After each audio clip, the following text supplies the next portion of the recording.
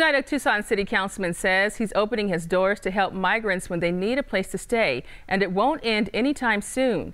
He told me why he's passionate about the immigration issue and is more than willing to take in the overflow from local churches. As more migrants cross the Arizona border, they can have many stops, and one of them is Tucson. We started this 5 years ago.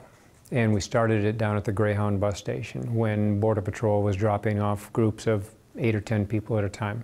And for Tucson City Councilman Steve Kozachik, it's become more important. The 6th Ward councilman says over the last 4 years, he's seen more than 6,000 migrants come through the doors of the Benedictine monastery. But over the last 6 months, he's been getting calls about overflow because that number jumped to 10,000. He says migrants are trying to make it to the U.S. before President Trump's proposed border wall is built.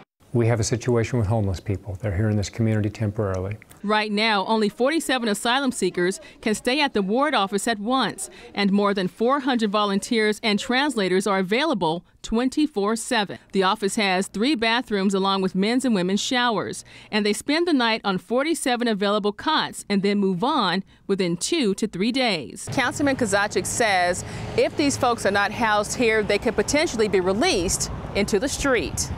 The councilman wants to make one thing clear. All of the clothing, food, and services are not paid for by city funds. At this point, there are 5 local churches who take in migrants seeking asylum. We make sure that their medical needs are taken care of.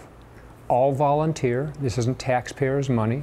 And when I asked why he chose to do this, his answer was simple. What we need to have is a federal delegation, Republicans and Democrats, everybody working together with the Central American nations to solve the conditions that these people are fleeing from. So again, he has seen 10,000 since the beginning of this year, and according to the councilman, opening the ward office on a temporary basis does not violate city codes. He says the Tucson Fire Department gave the site a waiver saying it meets safety and health standards, and it can also hold up to 224 people. Arizona Governor Doug Ducey